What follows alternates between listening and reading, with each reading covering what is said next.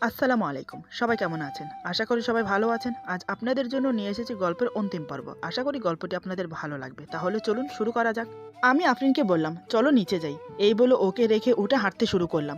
আমি তো ভুলেই গেছি ও যে ভূতে ভয় পায়। আমাকে যেতে দেখে আফরিন ছুটে এসে আমাকে পেছন থেকে জড়িয়ে ধরে বলে, "আমাকে ছেড়ে কোথায় যাচ্ছ? আমার ভয় করছে।" আমি বললাম, "আরে আমি তো আছি নাকি? ভয় পাচ্ছ কেন?" আমার যৌন চাহিদার নেশা এখনো প্রবল আছে। তাই ওকে আবার বুকে পেয়ে আমি হিতাহিত জ্ঞানশূন্য হয়ে যাই। আমি ওকে নিজের বুকে শক্ত করে জড়িয়ে ধরি। ও কাঁপছে ভূতের ভয়ে আর আমি কাঁপছি যৌন চাহিদার প্রবল উত্তেজনায়। কিন্তু বারবার একই ভুল আমি করতে পারি না। মেয়েটা আমাকে কি ভাবছে? মনে মনে নিশ্চয়ই বলে স্ত্রীর অধিকার দিতে চায় না, কিন্তু সুযোগের সদ্ব্যবহার ঠিকই করে।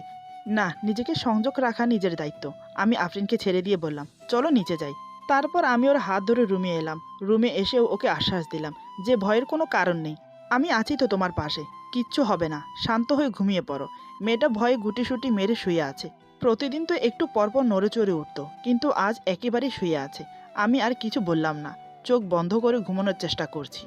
এক সময় দুজন ঘুমিয়েও গেলাম। সকালে আমার আগে আফরিন ঘুম থেকে ওঠে, ফ্রেশ হয়ে রান্নাঘরে যায় সকালের নাস্তা রেডি করতে। তার কিছুক্ষণ পর আমি উঠলাম ঘুম থেকে, ফ্রেশ হয়ে নাস্তা করে ক্লিনিকে চলে গেলাম। এভাবে বেশ কিছুদিন কেটে গেল। ভালোই দিন যাচ্ছিল দুজনের। আগের থেকেও দুজন অনেকটা ফ্রি হয়েছি। মাঝে মাঝে অজুহাত দিয়ে ওকে কাছে টানি। ধীরে ধীরে আফরিন আমার মনে জায়গা করে নিয়েছে। আমিও যে ওকে আস্তে আস্তে ভালোবাসতে শুরু করেছি সেটা আমি অনুভব করতে পারি। একদিন বিকেলে আমি বাসায় ফিরছিলাম ক্লিনিক থেকে। সেদিন হয়তো আমার ভাগ্যটাই খারাপ ছিল। মাঝ রাস্তায় আসতেই একজন বৃদ্ধ লোক রাস্তার মাঝখানে চলে আসে। তাকে বাঁচাতে গিয়ে আমার গাড়িটা বড় একটা ট্রাকের সাথে ধাক্কা খায়। এত জোরে ধাক্কা খেয়েছে যে আমার গাড়িটা ৩ বার উল্টে গিয়ে পড়ে রাস্তার অপর পাশে। তাতে করে আমি গুরুতর আহত হই, সাথে সাথে অজ্ঞান হয়ে যাই। মাথা থেকে অনেক রক্তক্ষরণ হচ্ছে। অ্যাক্সিডেন্ট হওয়ার সাথে সাথে আশেপাশের লোকজন এসে আমাকে হসপিটালে নিয়ে যায়। আমার সাথে থাকা ফোন থেকে বাড়িতে ফোন করা হয়। আমার অবস্থা খুবই খারাপ ছিল, তাই ডাক্তার পুলিশ কেস জেনেও আমার ট্রিটমেন্ট শুরু করলো। কারণ এখন সাথে সাথে যদি ট্রিটমেন্ট শুরু না করে তাহলে কিন্তু পরে আমাকে বাঁচানো যাবে না। তাই আমাকে তাড়াতাড়ি অপারেশন থিয়েটারে নিয়ে যায়। প্রায় ২ ঘন্টা ট্রিটমেন্ট করার পর আমাকে আইসিইউতে রাখে। আমার অ্যাক্সিডেন্টের কথা শুনে মা বাবা আফরিন ছুটে আসে হসপিটালে। এসে যখন আমার অবস্থার কথা শুনে তখন সবাই কান্নায় ভেঙে পড়ে। ডাক্তার সান্ত্বনা দিয়ে বলে, "প্লিজ আপনারা এভাবে ভেঙে পড়বেন না। রোগীর অপারেশন সাকসেসফুল হয়েছে, তবে আইসিইউতে আছে, কখন জ্ঞান ফিরবে বলা যায় না। আমরা আপ্রাণ চেষ্টা করছি, আর বাকি সব কিছু আল্লাহর হাতে।" ডাক্তারের কথা শুনে আমার বাবা কান্নায় ভেঙে পড়ে। আমার মা মাথায় হাত দিয়ে বেঞ্চে বসে পড়ে। আফরিন তো অজ্ঞান হয়ে পড়ে যায়। দুজন নার্স ধরাধরি করে কেবিনে নিয়ে যায়। বাবা নিজেকে স্বাভাবিক করে ডাক্তারকে জিজ্ঞেস করে, "আমার ছেলের কি হয়েছে? ও বাঁচবে তো? ওর কিছু হলে আমরা দুজন বুড়ো বুড়ি বাঁচব না। ও যে আমাদের একমাত্র সন্তান। ও ছাড়া যে আমাদের আর কেউ নেই।" ডাক্তার বাবাকে সান্ত্বনা দিয়ে বলে, "আহা, আপনারা এভাবে ভেঙে পড়বেন না। নিজেকে শান্ত রাখুন। ভয়ের তেমন কিছু নেই, বিপদ কেটে গেছে। তবে মাথায় গুরুতর একটু আঘাত পেয়েছে, তাই জ্ঞান ফিরতে একটু সময় লাগবে। আল্লাহ তো আছে, তিনি সব ঠিক করে দেবেন। আর আমরা তো আছি, চিন্তার কোনো কারণ নেই।" এই বলে সান্ত্বনা দিয়ে চলে গেল। ডাক্তার চলে যাওয়ার পর বাবা মাকে সান্ত্বনা দিয়ে বলে, "তুমি শান্ত হও, সব ঠিক হয়ে যাবে।" ডাক্তার তো বলল, "আরিফ এখন বিপদমুক্ত। এদিকে খেয়াল করেছো, মেয়েটা অজ্ঞান হয়ে গেছে। আমাদের দুজনকে শক্ত হতে হবে। ওদের দুজনকে সামলাতে হবে। তাই বলছি চলো মেয়েটার পাশে গিয়ে বসি, ওকে সান্ত্বনা দেই। আমরা ছাড়া কেই বা আছে ওদের জন্য?" মা বলে, "কিন্তু আমার ছেলে?" বাবা বলে, "ওকে এখন দেখতে পাবে না, কারণ ও আইসিইউতে আছে। তার চেয়ে বরং চলো আমরা আফরিনের কাছে যাই।" এই বলে বাবা মাকে ধরে ধরে আফরিনের ওয়ার্ডে নিয়ে যায়। মেয়েটা তখনও অজ্ঞান হয়ে আছে। প্রায় ঘন্টা খানেক পর আফরিনের জ্ঞান ফিরে। মা বাবাকে দেখে ফ্যালফ্যাল করে তাকিয়ে থাকে। চোখের কোণ দিয়ে জল গড়িয়ে পড়ছে। বাবা আফরিনের মাথায় হাত বুলিয়ে বলে, "মা, কি হয়েছে তোর? তুই ঠিক আছিস তো?" আফরিন ফুপিয়ে কেঁদে উঠে বলে, "বাবা, আমার তো সব শেষ হয়ে গেল। ওর কিছু হলে আমি যে বাঁচবো না।" মা বাবা দুজন ওকে সান্ত্বনা দিয়ে বলে, "মা রে, তুই শুধু শুধু টেনশন করছিস। আরিফ ঠিক আছে, ডাক্তার বলেছে এখন বিপদমুক্ত। শুধু জ্ঞান ফেরার অপেক্ষা। এই অবস্থায় তোকে শক্ত থাকতে হবে। তুই শক্ত না থাকলে ওর পাশে কিভাবে দাঁড়াবি? কিভাবে ওর মনের সাহস জোগাবি? ওকে ভালো রাখতে হলে যে তোকে সুস্থ থাকতে হবে। তাই বলছি মা, শান্ত হয়ে মনোবল বাড়া।" এভাবে অনেক কিছু বলে আফরিনকে শান্ত করলো। আফরিন এখন নিজেকে স্বাভাবিক করে নিয়েছে। মেয়েটা যে আমাকে সত্যিই ভালোবাসে। আমার এই অবস্থা ও কিছুতেই মেনে নিতে পারছে না। সবাই অপেক্ষা করতে লাগলো কেবিনের বাইরে বসে। এদিকে আফরিন ২ রাকাত নফল নামাজ পড়ে আল্লাহর দরবারে ২ হাত তুলে মুনাজাত অবস্থায় বসে আছে। অঝোর ধারায় চোখের পানি ঝরছে আর আমার জন্য দোয়া চাইছে। কখন থেকে যে এভাবে বসে আছে সে নিজেও জানে না। সারা রাত আমি আইসিইউতে ছিলাম। সকাল ১০টার দিকে আমার জ্ঞান ফিরল। ডাক্তার আমাকে চেক আপ করে বলে এখন আর চিন্তার কোনো কারণ নেই, সম্পূর্ণ বিপদমুক্ত। জ্ঞান যখন ফিরে গেছে তাহলে আর চিন্তা করার কোনো প্রশ্নই আসে না। তবে বেশ কিছুদিন হসপিটালে থাকতে হবে। আমার জ্ঞান ফেরাতে মা বাবা আফরিন সবাই খুশি। সারা রাত জেগে থাকার ফলে মা বাবা একটু ক্লান্ত হয়ে পড়ে। আফরিন মা বাবাকে আশ্বাস দিয়ে বলে, মা বাবা আপনারা বাড়ি চলে যান, সারা রাত জেগে থেকে আপনারা অনেক ক্লান্ত হয়ে পড়েছেন, একটু রেস্ট নিয়ে বিকেলে না হয় আসবেন, আমি থাকি ওর কাছে, আপনারা কোনো চিন্তা করবেন না। প্রথমত মা বাবা দুজন একটু আপত্তি জানায়, কিন্তু আফরিন জোর করে ওনাদেরকে বাসায় পাঠিয়ে দেয়।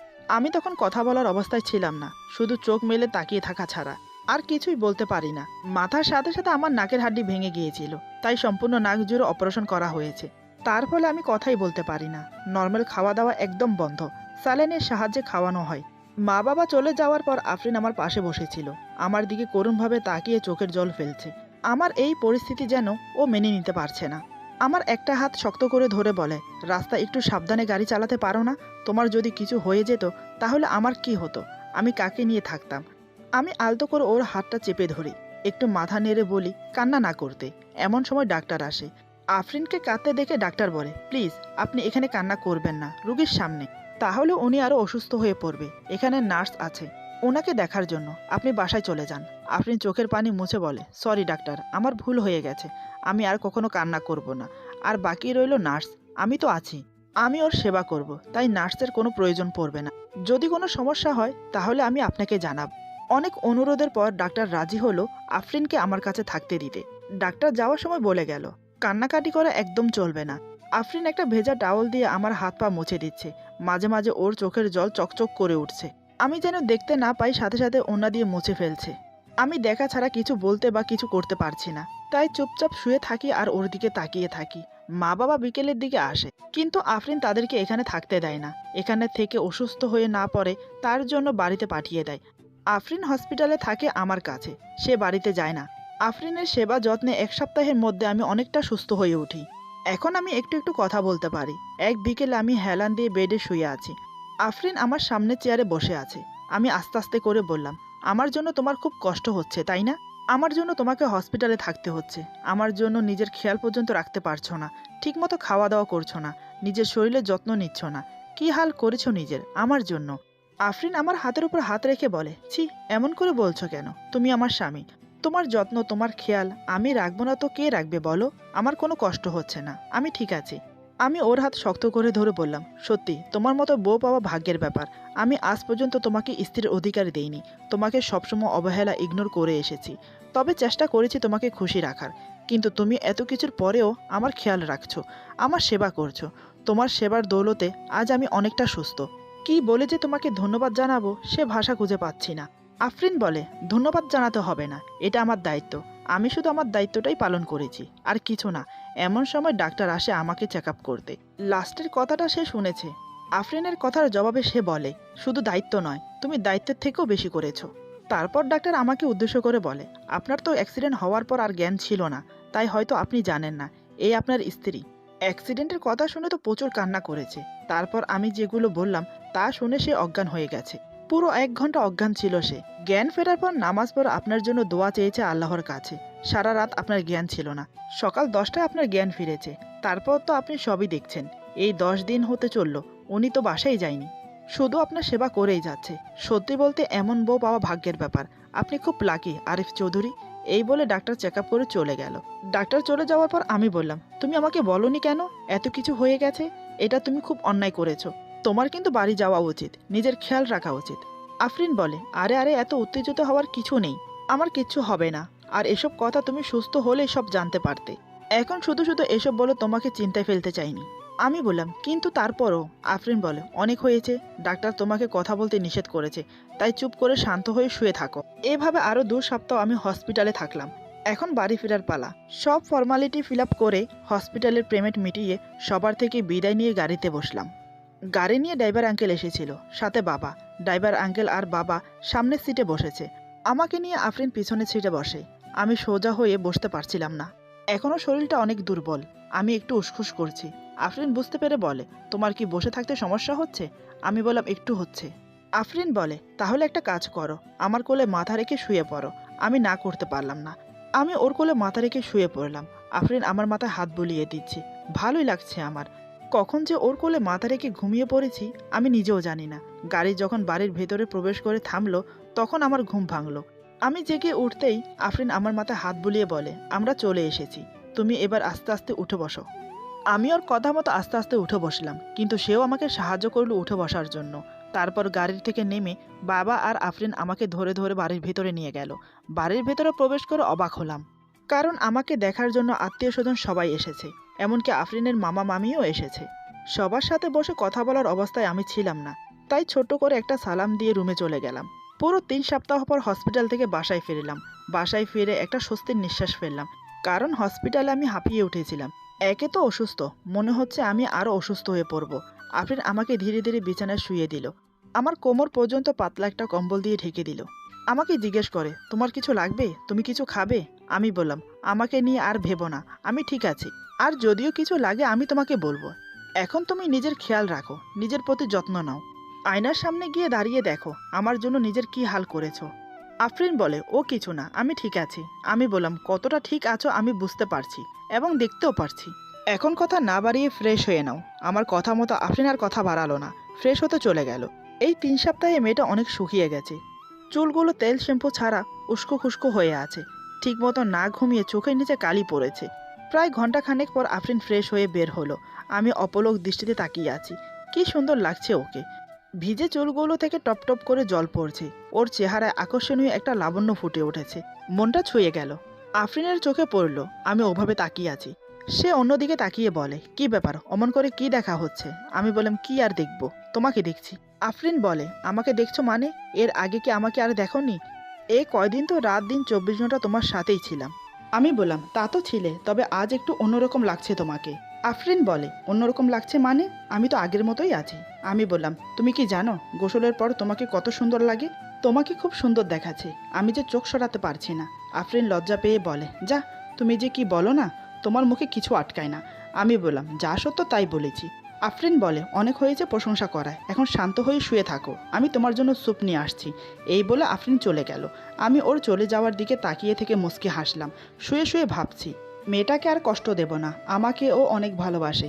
আর একটু সুস্থ হয়ে নেই, তারপর আমার ভালোবাসা এজাহার করব ওর কাছে। ওকে আমার বুকের মাঝে রেখে অনেক ভালোবাসবো। এসব চোখ বন্ধ করে কল্পনা করছি আমি, বুকের সাথে একটা বালিশকে শক্ত করে ধরে। এমন সময় আফরিন স্যুপ নিয়ে ঘরের ভেতর প্রবেশ করে। টি টেবিলে স্যুপ রেখে বলে, কি ব্যাপার, বালিশ বুকে নিয়ে কী ভাবা হচ্ছে এত? আফরিনের কথায় আমার ধ্যান ভেঙে গেল। চোখ খুলে বালিশটা সরিয়ে বললাম, কিছু না। তারপর আমি হেলান দিয়ে উঠে বসলাম। আফরিন আমার পাশে বসে, আমাকে গরম গরম স্যুপ ফু দিয়ে খাইয়ে দিচ্ছে। আমি কিছুটা খেয়ে ওর হাত থেকে স্যুপের বাটি নিয়ে নিলাম। আফরিন বলে, এ কী করছো, পড়ে যাবে তো? আমি বললাম, কিচ্ছু হবে না, তুমি হাঁ করো, আমি স্যুপ খাইয়ে দিচ্ছি। আফরিন অবাক হয়ে বলে, আরে আমি স্যুপ খাবো কেন, আমি কি অসুস্থ নাকি? এদিকে দাও, আমি তোমাকে খাইয়ে দিই। আমি বললাম, একদম না, আমার সেবা অনেক করেছো, এখন আমাকেও সুযোগ দাও তোমার সেবা করার। আমার সেবা করতে করতে তুমিও তো অসুস্থ হয়ে পড়েছ। আফরিন বলে, কিন্তু। আমি বললাম, কোনো কিন্তু নয়, হাঁ করো। আফরিন বুঝতে পারলো আমি ওর কথা শুনবো না, তাই চুপচাপ স্যুপ খেতে থাকে আর আমি ওকে খাইয়ে দিচ্ছি। এভাবে বেশ কিছুদিন কেটে গেল। আমি এখন আগের থেকে সম্পূর্ণ সুস্থ, কিন্তু এখনও ক্লিনিকে যাচ্ছি না। মা বাবা এক কথাই বলে দিয়েছে, আরও কয়েকটা দিন রেস্ট নিতে। রাতে খাওয়া দাওয়া শেষ করে রুমে বসে আছি, আফরিনের জন্য ওয়েট করছি।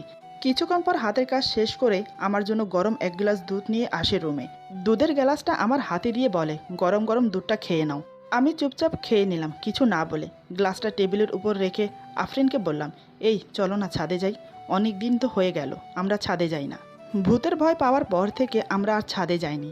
সেই ঘটনাটা প্রায় অনেক দিন আগের, তাই হয়তো আফরিন ভুলে গেছে।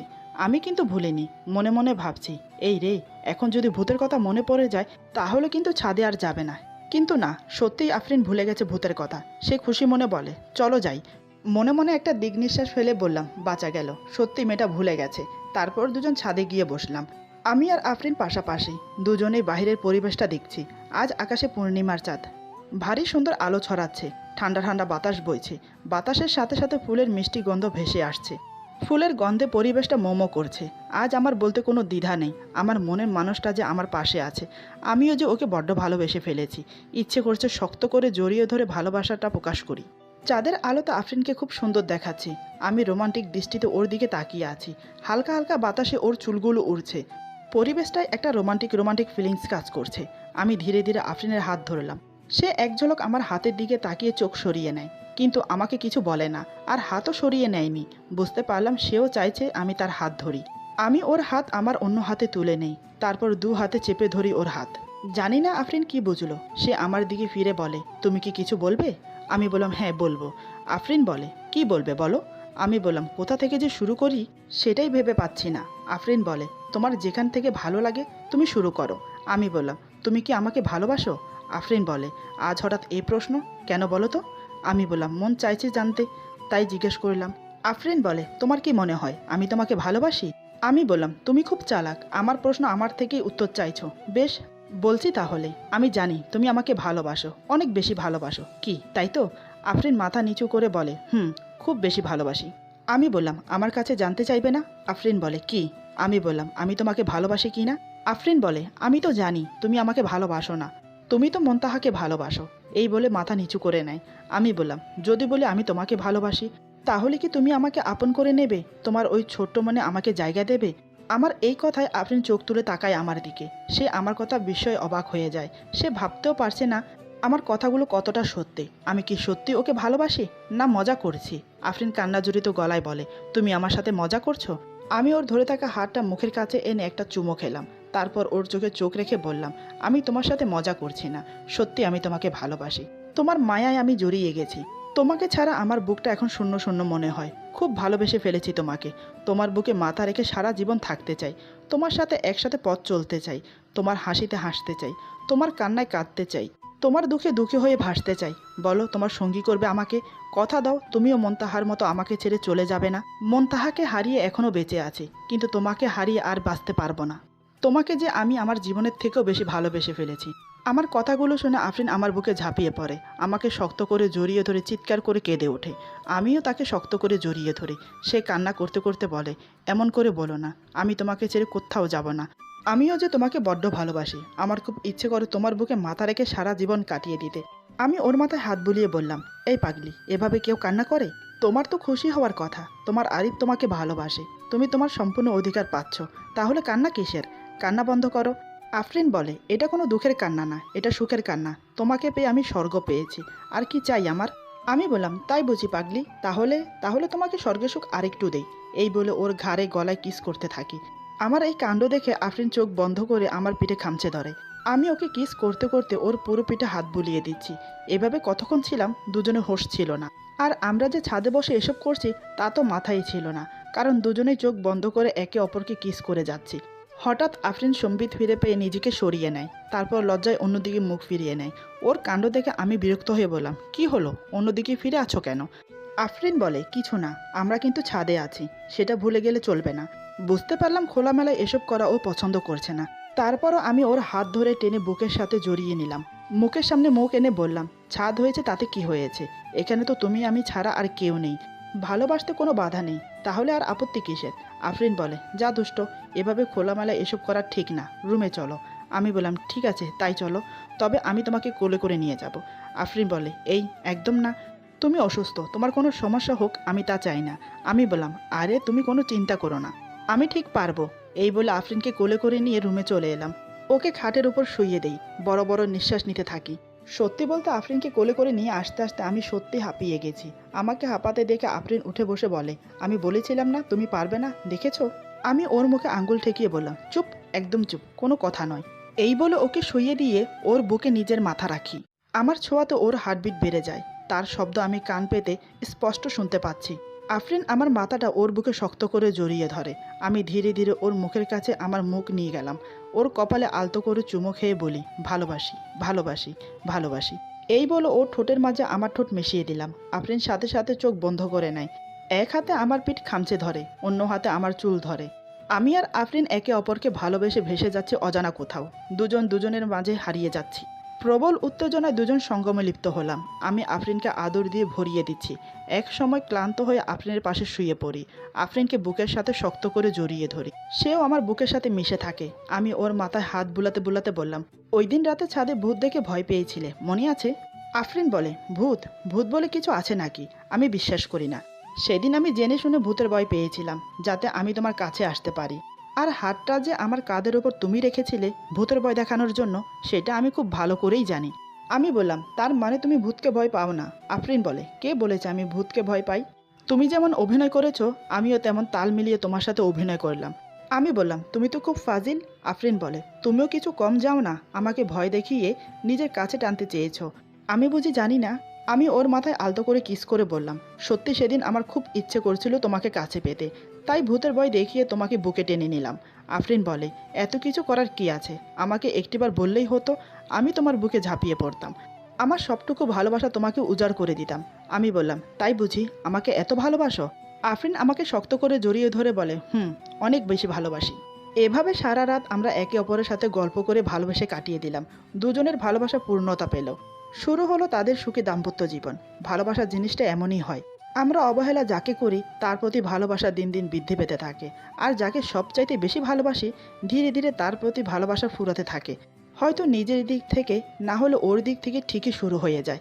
ভালোবাসা হচ্ছে একটা মরীচিকা, তার পেছনে ছুটতে ছুটতে হয়তো কেউ জয়ী হয়, কেউ আবার বিজয়ী হয়, এরই নাম ভালোবাসা। আজকের গল্প এখানে সমাপ্ত। আশা করি গল্পটি আপনাদের ভালো লাগবে। সবাই ভালো থাকবেন, সুস্থ থাকবেন। আল্লাহ হাফেজ।